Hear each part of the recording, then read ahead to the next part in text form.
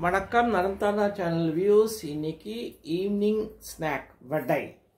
என்ன வடைன்னா வடைன்னு இல்லை, அடை, பாசிப்பருப்பு அடை செய்ய போகிறாங்க. இப்போ அதை விவரமாக சொல்லுவாங்க. சொல்லுங்கள்.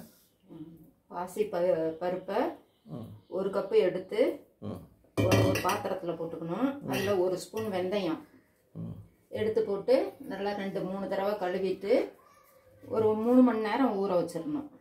ஊற வச்சதுக்கு அப்புறமேலு அதை தண்ணியை வடிச்சிட்டு மிக்சியில் அரைச்சிக்கணும். அந்த வெந்தயமும் பாசி பயிரும் ஊற வச்சதை மிக்சியில் போட்டாச்சு. இதில் ஒரு 4 ஸ்பூன் தயிர், அந்த ஒரு கப்புக்கு 4 ஸ்பூன் தயிர். நான் சின்ன மிக்சி எடுத்துருக்கிறதுனால 2 ட்ரிப்பாக போட்டு அரைக்கிறேன். இதில் ஒரு 2 ஸ்பூன், அப்புறமேல ஒரு 2 ஸ்பூன் போட்டு அரைச்சாச்சு. தயிர் ஊற்றி அந்த பருப்பும் வெந்தயமும் போட்டு அரைச்சதை இதில் போட்டாச்சு.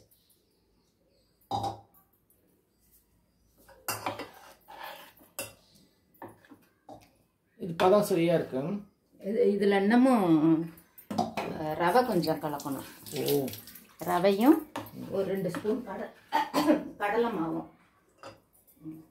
ரவை அந்த ஒரு கப்புக்கு அரை கப்பு. நான் அரை கப்பு பருப்பு எடுத்ததுனால 1/4 கப்பு ரவை எடுத்திருக்கேன். கடலை மாவு 1 ஸ்பூன். கடலை மாவு 1 ஸ்பூன். இது சும்மா பவுடர் பண்ணியே போட்டுடலாம். இதை பவுடர் பண்ணி போட்டுடலாம். ஏதாவது ரவையும் கடலை மாவும் அரைச்சதை இந்த பாசி பருப்பு அரைச்ச மிக்சரில் கொட்டியாச்சு. இப்போ இதில் உப்பு இதுக்கு வேணுங்கிறது. அதுக்குள்ள இதை இதில் கலக்கிறதுக்காக வெங்காயம், கொத்தமல்லி, கருவேப்பிலை, பச்சை மிளகாய், கேரட்டு, குடமிளகாய் இருந்தால் குடமிளகாயும் போடலாம். வதக்கி போடணும். இதை வதக்கிக்கிட்டு இருக்கையிலேயே இதில் உப்பு, மிளகாத்தூள், இஞ்சி இதெல்லாம் போட்டு கலந்துக்கலாம். இப்போ அடுப்பு பற்ற வச்சு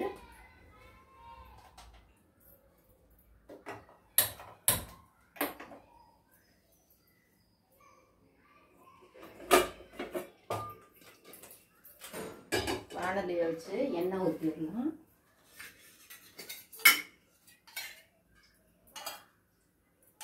ஒரு 2 டேபிள் ஸ்பூன் அளவு எண்ணெய் ஊற்றியாச்சு. இதில் ஜீரகம்,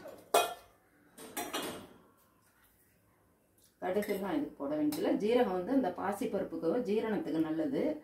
அதுக்காக ஜீரகம் ஒரு ஸ்பூன் அளவுக்கு போட்டுக்கலாம்.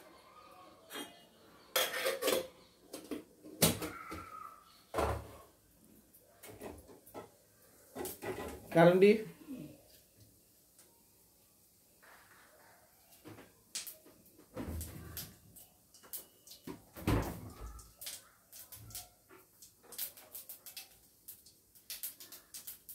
ஜீரகம் வெடிக்க ஆரம்பிச்சிருச்சு.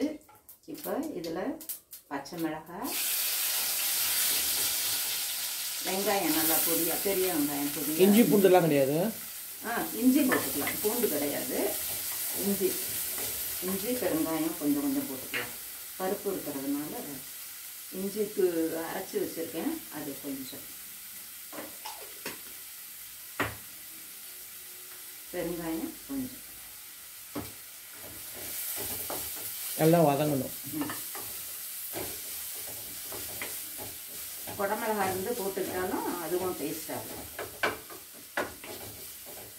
அது வதங்கட்டும். அதுக்குள்ள நீங்கள் இதில் கொத்தமல்லி தூள் போட்டுக்கலாம். அது வதங்கட்டும். கேரட்டு கொஞ்சம் வதங்கினதுக்கப்புறம் போட்டுக்கலாம். இதில் இந்த பவுடர் போட்டாச்சு. ஒரு கலக்கி விட்டுக்கிட்டு இதுக்கு வேணுங்கிற உப்பு போட்டாச்சு. மஞ்சத்தூள் இதில் போட்டுக்கலாம். அப்போ தான் பச்சை வாசம் இல்லாமல் இருக்கும். இந்த சூடாக இருக்கிறதுல மஞ்சத்தூள் போட்டாச்சு. காஷ்மீர் மிளகாய்த்தூள் இதில் போட்டுக்கலாம்.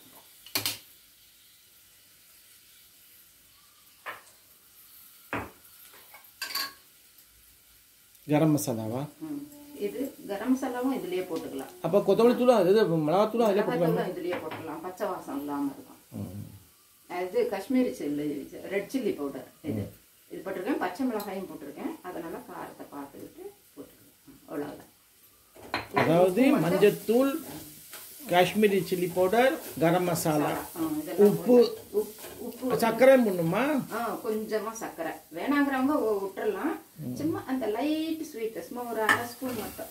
இப்போ கேரட் இதில் போட்டாச்சு. அந்த சூட்லேயே கொத்தமல்லி கருவேப்பிலை பொடியாக அரைஞ்சது இதையும் போட்டாச்சு.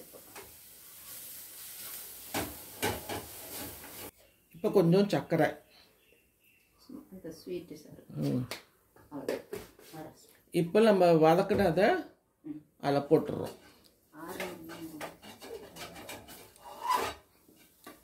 ஆறுனதுக்கப்புறம் இதில் போட்டாச்சு. வெங்காயம், கேரட்டு, குடமிளகாய், பச்சை மிளகாய், காஷ்மீர் சில்லி பவுடர், கரம் மசாலா, மஞ்சத்தூள். இப்போ அதை நல்லா மிக்ஸ் பண்ண. இப்போ இப்படி பாருங்கள், நல்லா அடை மாதிரியே நம்ம எடுத்துகிட்டு வந்துட்டோம் பாருங்கள். உரப்படைக்கு நம்ம எப்படி செய்கிறோமோ அதே மாதிரி அந்த கலர் வந்துருச்சு பாருங்கள். நமக்கு ரொம்ப சாஃப்ட் வேணும்னா ஈனோ கூட கொஞ்சம் போட்டுக்கிறதா போட்டுக்கலாம். இதுவே நல்லா இருக்கும். வேணுங்கிறவங்க போட்டுக்கலாம். கல் காய வச்சு நல்லா பேனில் கொஞ்சம் நல்லா மொத்தமாக ஊற்றி எடுக்கலாம். நம்ம இதுலேயே நல்லா மொத்தமாக ஊற்றி இப்போ எடுக்க போகிறோம். தோசை கல்லையே தோசை திருப்பி தோசை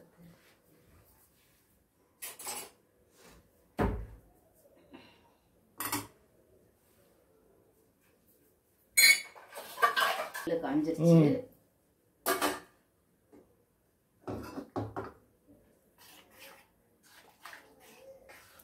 கல் காஞ்சிருச்சு. இப்போ இதில் ஒரு 2 கரண்டி போதும். முதல்ல ஒன்று ஒன்றா ஊற்றுங்க. போதும், தேய்ச்சி விடுங்க. போதும். நல்லா அடை கலக்கி இன்னும் கொஞ்சம் மெல்லிசாக தேய்ச்சி விடுங்க. அவ்வளோதான். சிம்மில் வச்சு வேக விட்டுலாம். சிம்மில் வச்சு வேகுது. நல்லா 1 நிமிஷம் 2 நிமிஷம்.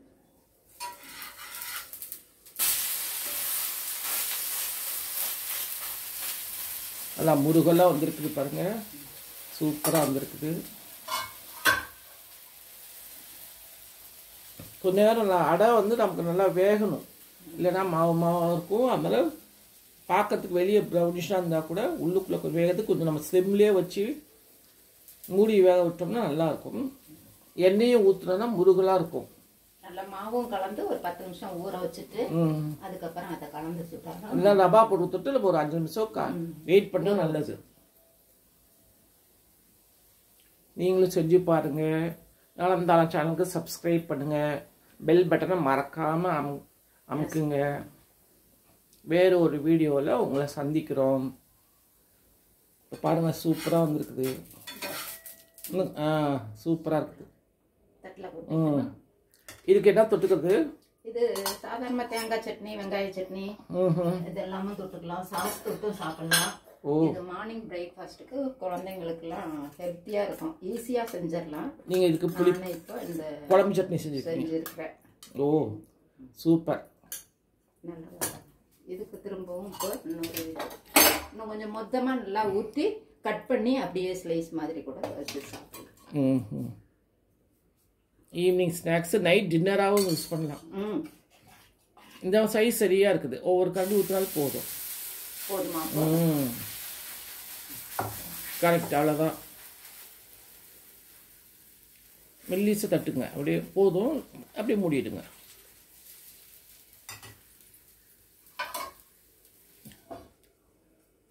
பாய்.